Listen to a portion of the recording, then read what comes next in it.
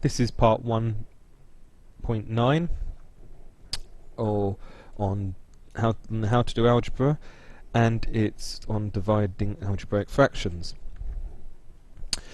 Really should have watched the two previous videos, the one on simplifying algebraic fractions and multiplying algebraic fractions, before you watch this video, unless you're comfortable with already doing those two things. It's going to be quite short because, as you will see, once we've got through the first stage, we just need what we've learnt before. Let's start with a simple question. 10 multiplied by a half. Now, I'd like you to come up with as many ways as you can as writing the question 10 times by a half. Okay, so in a minute I'm going to write mine down, so pause the video if you haven't already done so.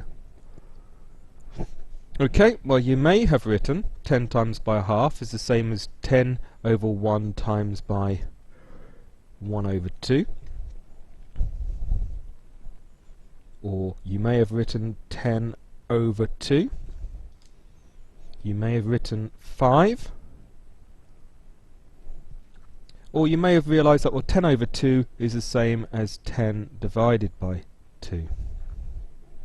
So what we're saying is 10 divided by 2 and 10 multiplied by a half are give you the same answer, or the same mathematical operation.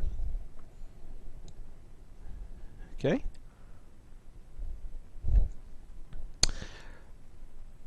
What about 10 divided by a half?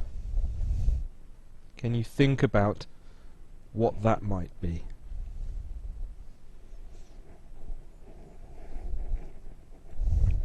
Okay, well, one way of thinking about this, how many halves are there in 10? Well, there's 2 halves and a whole one, so there's going to be 20 in a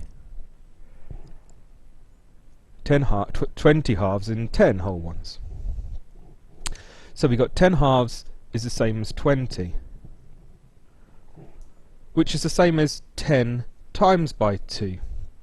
So we've got 10 divided by a half is the same as 10 times by 2. And we've got 10 divided by 2 is the same as 10 times by a half. And what you're seeing there is an example of an important law in mathematics, that if you divide by one number, it's the same as multiplying by its reciprocal. Okay, if you divide by one number, it's the same as multiplying its reciprocal, because the reciprocal of a half is 2 over 1, or 2. The reciprocal of 2, or 2 over 1, is a half. The reciprocal of A over B is B over A. So some people like the idea of it being flipped upside down, but you've got to be careful with that, because you're finding the reciprocal. You're not flipping the fraction upside down, but it's a way of remembering it. So we use that idea in mathematics when we come to do division of fractions. So when we're dividing fractions, a half divided by a half, well, how many halves are there in 1 half? We know the answer is 1. So instead of dividing by a half, we can multiply by its reciprocal. Well, the reciprocal of a half is 2, or 2 over 1.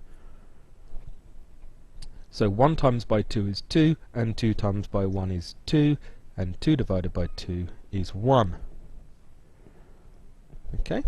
So you can see that a half divided by a half is the same as a half multiplied by the reciprocal of a half, which is 2. A third divided by 2/3. You try that question, please. Well, a third divided by 2/3 is the same as a third multiplied by 3 over 2, because the reciprocal of 2/3 is 3 over 2. And you get the answer. Well, let's look at this. You can cancel the question, because you can find a pair of denominators numerators which have a common factor.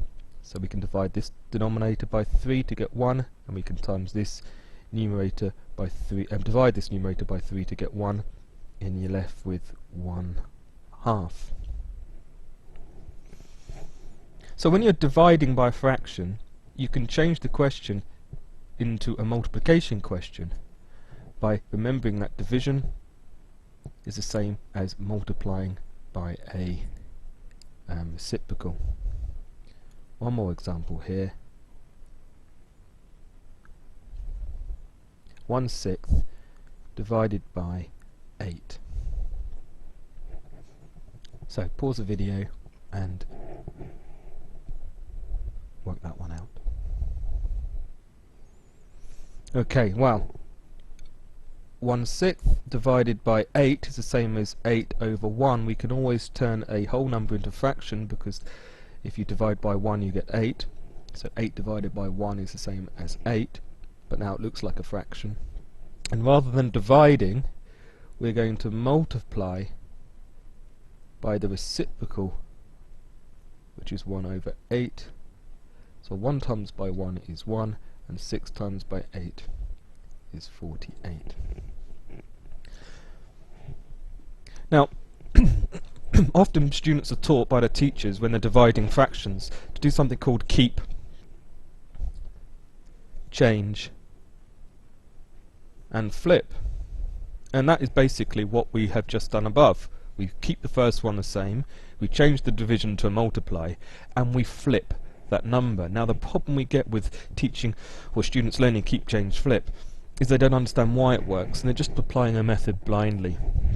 And then you do get some students, and I have seen this before, where the student has this question and they've gone keep, change, flip. Now what they've done is they've turned the 8 upside down, and they've got an 8, because if you turn an 8 upside down you get 8, because they don't understand that division is the same, dividing by number is multiplying by its reciprocal. So they didn't find the reciprocal, they just flipped the number upside down. And that's all you have to do when you're doing algebraic fractions. So if you've got AB divided by AB, well, we might know what the answer is straight away by looking at that. So we've got one number divided by that number, we should know the answer is going to be 1.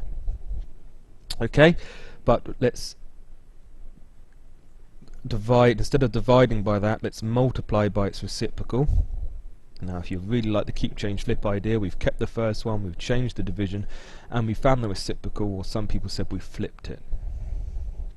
Now A times by B, or let's just see if anything cancels. Well, that A and that A will cancel, simplify, because we can divide this A by A but to get 1, this A by A to get 1, and this B simplify, so that B divided by B becomes 1, that B divided by B becomes 1, and we've got one lot of 1 divided by one lot of 1, which is the answer 1. So really, if you can multiply algebraic fractions, you can divide algebraic fractions, as long as you remember to multiply by the reciprocal. So we're not going to spend much more time on these because we've got a video on multiplying, and as I just said, it's pretty much the same thing once you remember.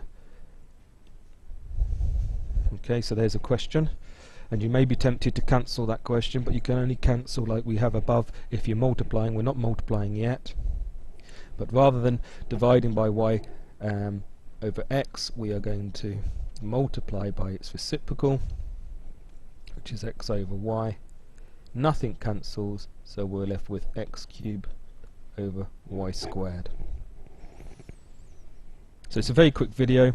I will give you full questions in a minute, but if you can't do the multiplication bit, you need to go back and watch the previous video. Okay, I've decided to give you 3 questions, not 4 this time, but I've made the last one quite tricky, just to test you out a bit, so it'll take you a little bit longer. So pause the video, copy them down, and I'll show you the answers in a minute. Right, let's start with question 1 then. Rather than dividing by that fraction, we are going to multiply by its reciprocal. And now that point we can cancel if anything cancels. Well, there's an a common in a numerator and a denominator. There's a common factor of a, so I can divide that a by 1 and that a by 1, and we're left with x times by x, which is x squared, over b times by b, which is b squared. So if you got that question, well done. If you've got one lot of x squared or one lot of b squared, that's fine as well, but we don't tend to write those down. Question 2. Right. A lot more complicated looking question than the one above now. So the first thing I'm going to do is I'm going to apply the idea that dividing by a fraction is the same as multiplying by its reciprocal.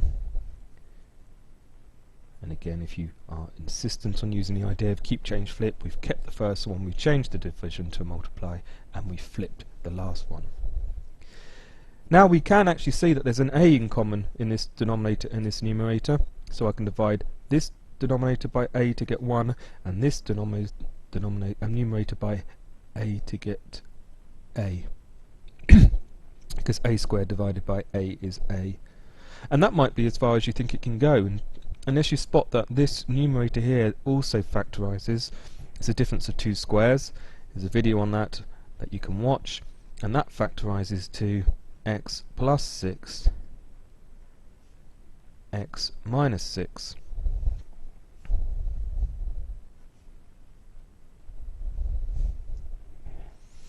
And now we can look for a common factor in the numerator and the denominator, which is x plus 6. So that x plus 6 divided by x plus 6 is 1. X plus 6 divided by x plus 6 is 1. So we're left with a lots of x minus 6, or x minus 6 lots of a, divided by 1, which is a lots of x minus 6. Sorry, it's gone off the page.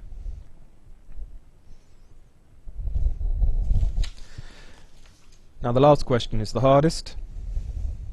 So the first thing we're going to do is we're going to make it clear that we understand that dividing by one number is the same as multiplying by its reciprocal.